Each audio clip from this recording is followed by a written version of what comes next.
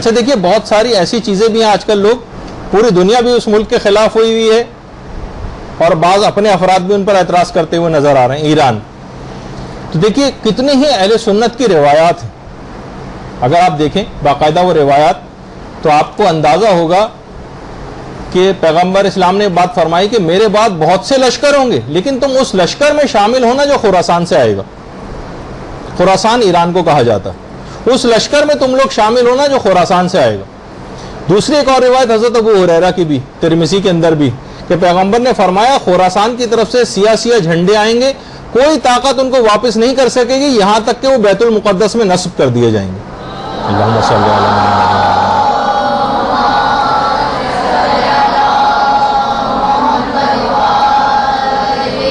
یہ سارے حوالے لکھے ہوئے ہیں. حافظ ابن کثیر نے نیچے نوٹ لکھا ہے کہ سیاہ جھنڈے وہ نہیں جو ایک مرتبہ ابو مسلم خراسانی لے کر آیا تھا جس نے بنو امیہ کا ملک چھین لیا تھا, بلکہ یہ دوسرے جھنڈے ہیں جو امام مہدی کے عہد میں ظاہر ہوں گے. اور پیغمبر نے یہ بھی فرمایا, صوبان سے روایت ہے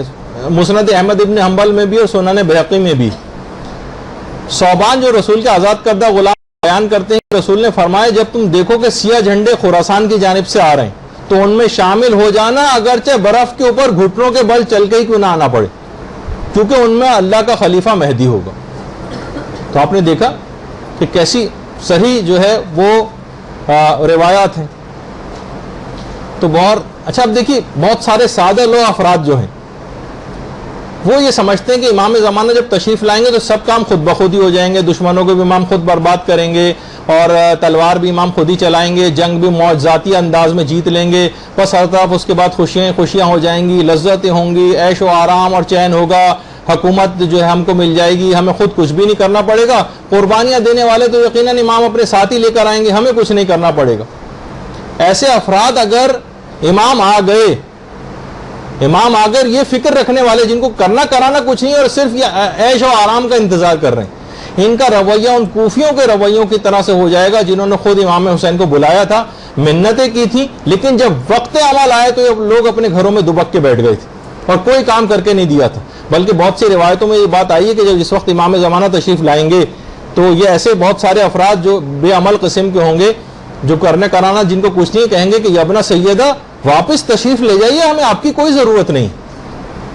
یہ وہی افراد ہوں گے جنہیں غیبت میں کسی کام کے کرنے کی کوئی عادت نہیں تھی, کوئی خدمت انجام دینے کی عادت نہیں تھی, ان کا کام صرف ولادتوں پہ SMS کرنا تھا. یہ صرف جشن کی تقریبات ویسے سال میں ایک آدھ مرتبہ مطمئن ہو جاتی. امام آئیں گے تو پورے طاقت سے اسلامی احکام کا نفاذ کریں گے, موویوں کے اوپر پابندی لگا دیں گے, گانوں کے اوپر پابندی لگائیں گے, حرام فلموں کے اوپر پابندی لگائیں گے, مکس گیدرنگ پہ پابندی لگائیں گے, بے پردگی کے پابندی لگا دیں گے, اسراف والی تمام تقاریب کے اوپر پابندی لگا دیں گے, عیاشی کی زندگی گزارنے پر پابندی لگائیں گے. باقاعدہ میں ملتا نہیں کہ امام سادہ زندگی گزارنے کا عہد لیں گے. ایسے افراد جو بھی سب چیزیں دیکھیں گے کہیں گے مولا واپس تشریف لے جائیے. تو بہرحال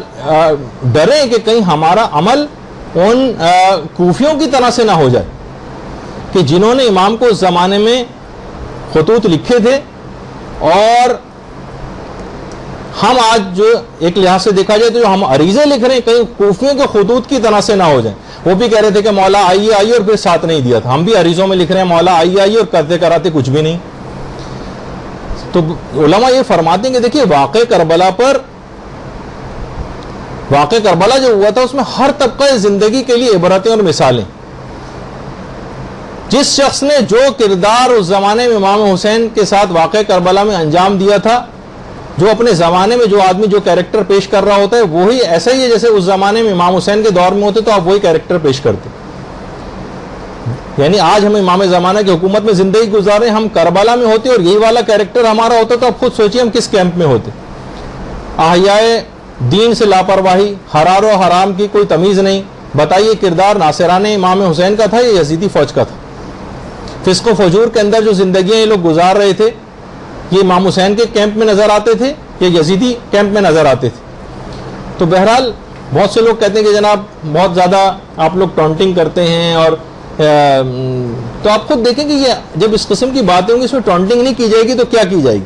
کیا ہم یہ کہیں گے تمام لوگ صحیح ہو گئے, ہر دین کا بڑا کام کر رہا ہے, امر و نہی کے فرائض انجام دیے جا رہے ہیں, واجبات و حرام کی خوب پابندی ہو رہی ہے, اور خواتین نے جناب غیبتیں کرنا بند کر دی ہیں اور اسراف کرنا بند کر دیا ہے اور بے پردگی بالکل چھوڑ دی ہے, مرد پابندی سے خمس دے رہے ہیں, دین کے کام کر رہے ہیں, دین پر پیسہ خرچ کر رہے ہیں, ٹی وی کو وقت دینے کے بجائے اصلاح معاشرہ و تبلیغات کے فرائض انجام دے رہے ہیں. بتائیے کتنی جھوٹی تعریف آپ کی اور کی جائیں. آپ سے مراد یعنی عمومی جو معاشرہ. برحمتك يا أرحم الراحمين وصلى الله على محمد وآله